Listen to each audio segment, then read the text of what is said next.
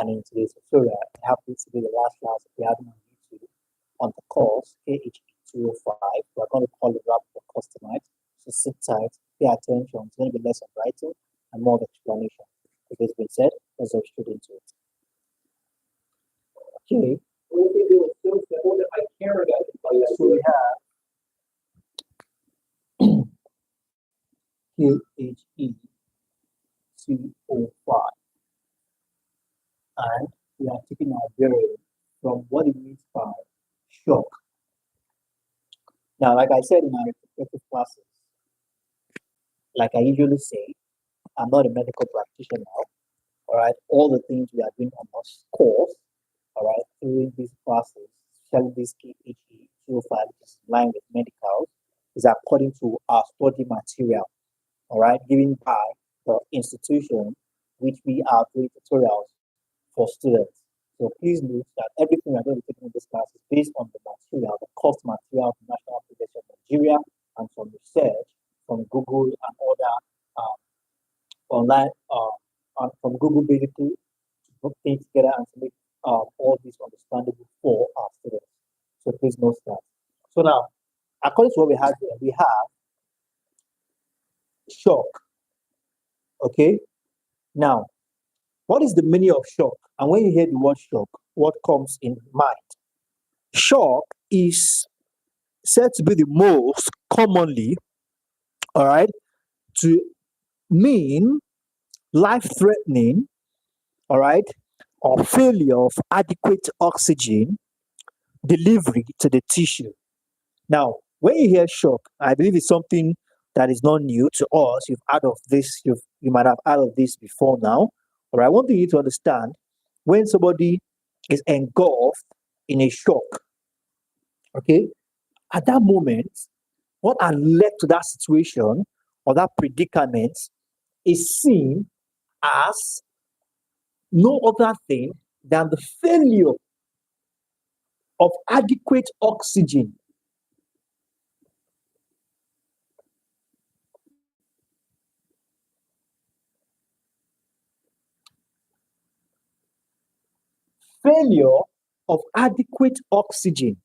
being delivered to the tissue. All right, failure of what? Adequate oxygen. Now,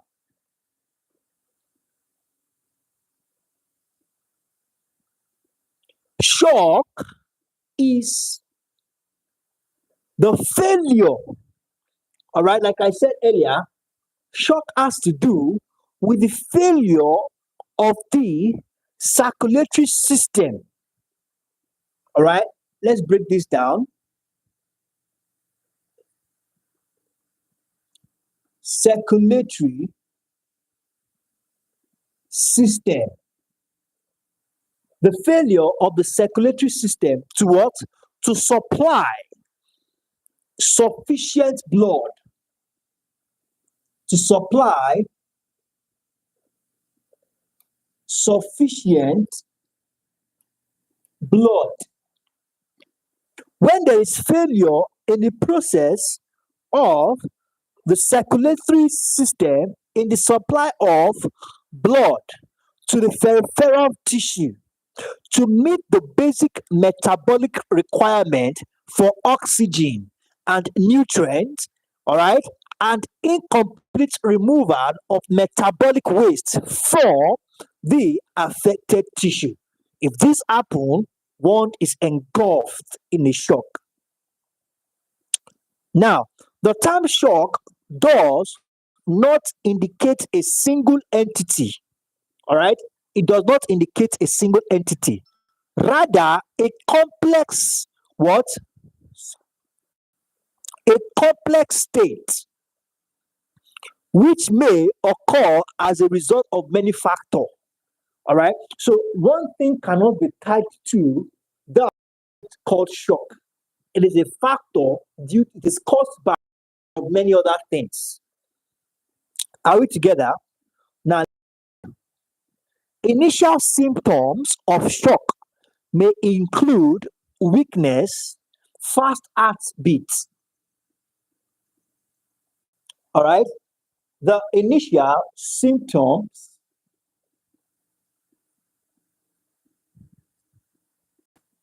weakness. Your heart beats very fast, heart beats. Okay, fast heart beat, weakness, fast breathing, sweating, all right, sweating, anxiety, and increased thirst.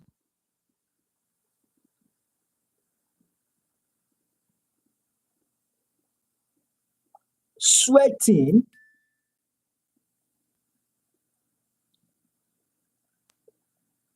profusely or profusely, let's use the word sweating, all right, sweating so much, fast breathing, breathing fast. These are the symptoms. Now, this may, okay, these may be followed by the likes of unconsciousness, okay, and in some cases, if it gets worsened, cardiac arrest might come alongside, all right, if the case worsens. So the proper first aid to help prevent or the treatment of shock victim is very essential when giving as all right emergency care for any person seriously injured. So now, what are the signs and symptoms of shock? We made mention of some already. We talked about weakness, irregular heartbeats. We talked about shallow breathing. We talked about anxiety, confusion, all right, low blood sugar, all right, and loss of consciousness. Those are the symptoms. And what could be the cause of shock? We have the likes of hearts, we have the likes of blood infection, all right, burns, dehydration. And we said it could be a lot factor that could be related to a lot of things, all right? And it could be from allergic reaction, all right, severe allergic reaction. Okay, it could be significant blood loss. A situation whereby someone is involved in an accident and he lost a lot of blood loss. All right, it could be dehydration or blood infection and the likes. So, what are the types of shock? Just to mention about a few, we have traumatic shock, all right, electric shock, emotional shock, burn shock. So now let's just take some. As we have it here, it says traumatic shock is a type of shock that is characterized by severe tissue damage. All right.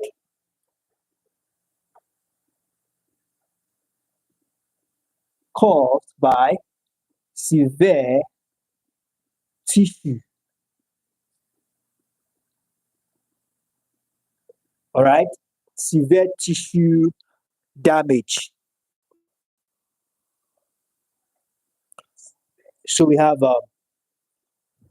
caused by multiple fractures, okay, severe contusions or burns. All right, this severe tissue damage could be caused by fractions, contusion. No, we said something about contusion about a particular type of wound. All right, and we have burns or burns as well. So we have that as that.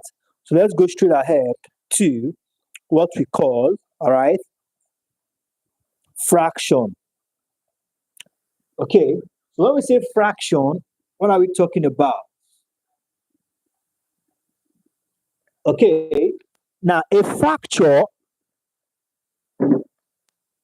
all right, it's not supposed to be fraction, it's fracture. I beg your pardon. Now, a fracture is said to be a break or crack in a bone. Break or crack in a bone. Perhaps something we have heard not today. Okay. Fracture consists of a particular or a complete break in all right, continuity of the bone, all right, a complete or partial break in the continuity of the bone. All right, in more severe cases, the bone may be broken into several pieces. All right, so we have that as fracture. So there are some of the classification of fracture whereby we have fracture, fractures caused by sudden injury, fracture caused by fatigue or stress, and we have the pathological fracture, which is due to underlying bone or systematic disease. All right, these are the classifications of fractures. So we also have the types of fractures. We have the closed or simple fracture, the open fracture. Now, when we say the closed or simple fracture, is a type of fracture in which the bone is broken, but the wound is not open, more like an internal, all right, fracture. Then we have the open fracture, the type of fracture that is unlike the closed fracture. It is seen with the outside environment, all right. It may occur through a large wound in the soft tissue and the skin or through a tiny puncture wound. All right, this is the kind of fracture whereby you can see the bone in the outside environment. So we have that as that, just to mention but a few. So, what is the first aid and treatment for fracture? The aim of first aid for victims of fracture is to prevent further injury before proper medical care by a qualified personnel, all right, before a qualified personnel can take over. Now, let the victim lie on his back. Do not sit him up, all right? Do not sit a fracture victim up. Let the victim lie on his back. Turn his head slightly away from the injured side. Okay? Keep the victim warm. Do not give pain reliever immediately. In severe cases like compound fracture, cover the wound with sterile dressing or clothing and bandage while stopping the bleeding. All right? Splint and proper support should be applied to the victim where he is lying to lessen the damage of increasing the pain. So move the victim carefully to the hospital. All right, so we have that as that. Okay, so let's go straight ahead to what we call scars. Like I said, I want us to call it rap for in this. I want us to call this rap. This calls a rap for today. Scars. Now, scars is said to be an injury caused by moist heat, such as boiling liquid. All right, scars, boiling liquid, boiling stew, steams, hot oil, or fire. All right, the effects of burns and scars are the same. The seriousness of a burn and the ability of the burn to heal fast or otherwise depends upon the depth to which the injury extends. Okay, so we have types of burn. Types of burn. We have the first degree, the second degree, and the third degree. All right. So we can refer to scar or burns. So we have first, we have second, and we have third. For first degree, for the first degree burns, only the outer superficial layer of the skin is damaged. All right, superficial, all right, slash outer part of the skin is damaged. Then the second burn, all right, second degree burn is a type of burn whereby the surface layer of the skin is involved as well as a deeper layer. All right, the soft layer and the deeper layer are involved. Then the third degree burn, this involves the destruction of the entire skin and the thickening of the area involved. Most cases, deeper tissues such as the muscles are partially or totally damaged. All right, this is the severe case of burn.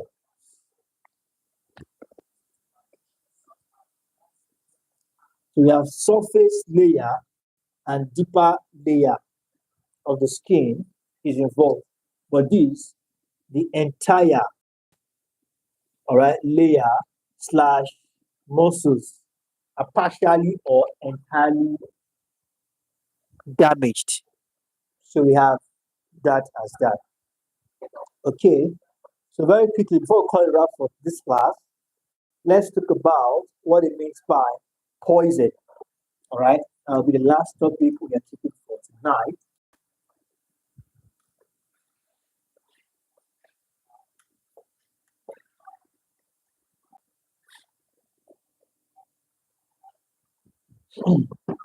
Now, a poison is any substance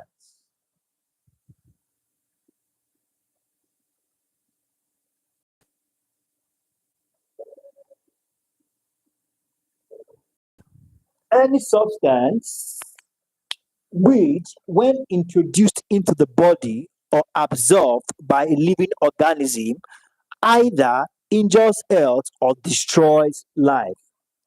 All right. Any substance,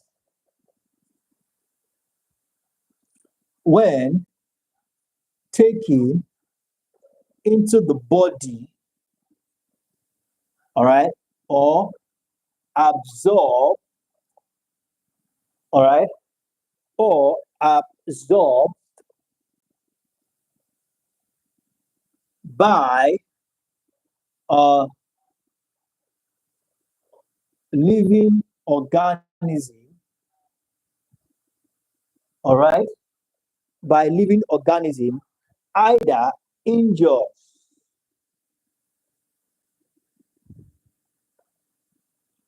or injures health or destroys life.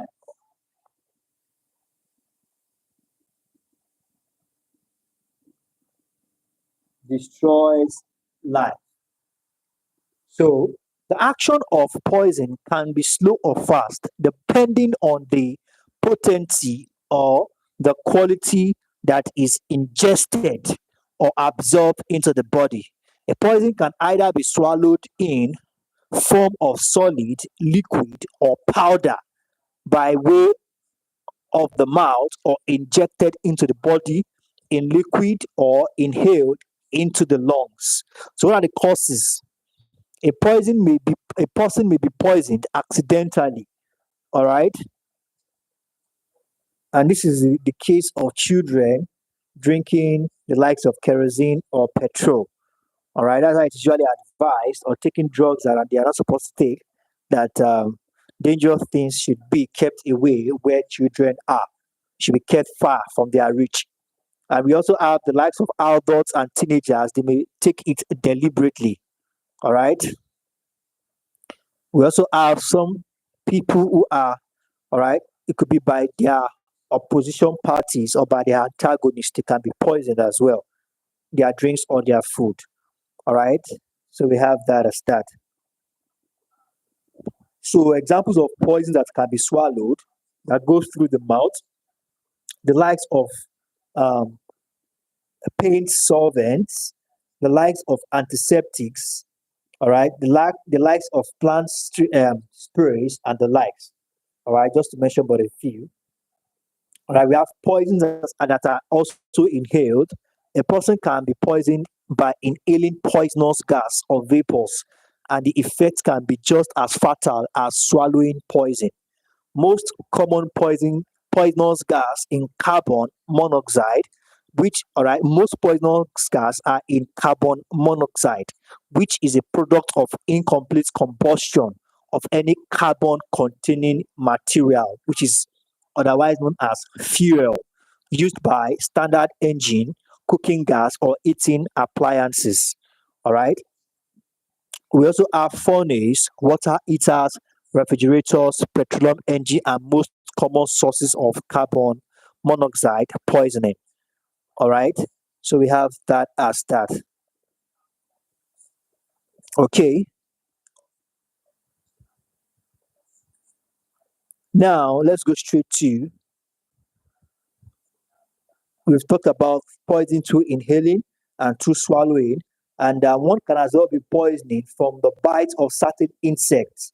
All right, insect bites and stink poisons. poisons. All right, common insects which are known can be dangerous in in certain countries like bees, wasps, and scorpions. Some snake bites are also known to be very dangerous. All right, there are, however, some other insects in other parts of the world whose bites or stings are very fatal as well. Insect bites are partially dangerous for persons who are allergic, to insect bites and stings, apart from the poison which these insects inject into the victim. So we have that as that. The bite of the black widow spider. Just a moment.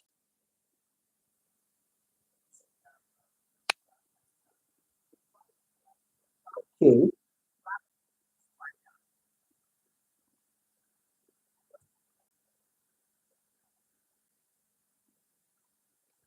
just a moment. Trying to. Okay.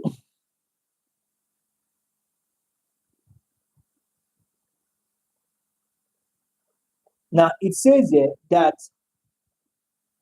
the bite of the all right, black, okay, we have it here, black widow spider.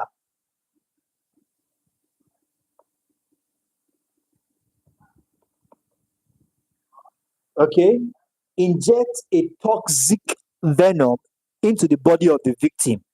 All right, some of us who might just see some spiders, we might not even know how dangerous they are. All right, some insects. All right, take for example the black widow spider. All right, it's a very dangerous insect that it's black everywhere. It's black and some touch of red. Okay, it's a very dangerous insect that the sting is very, very dangerous as that of some, even more than dangerous than some snakes, right?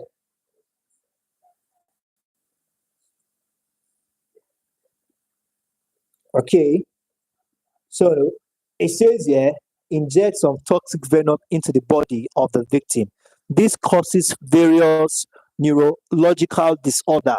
All right, your neurons, all right, they will definitely be disordered. But the main effect is the muscle spasms, usually starting by the bite area. All right, to start to collect your muscles.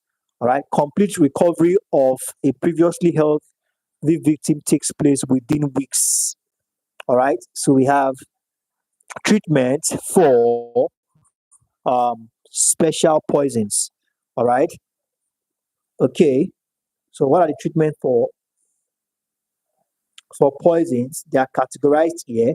So let's just take give the victim an emetic if available. All right, to induce vomiting by whatever means possible. All right, give the victim all right, emetic.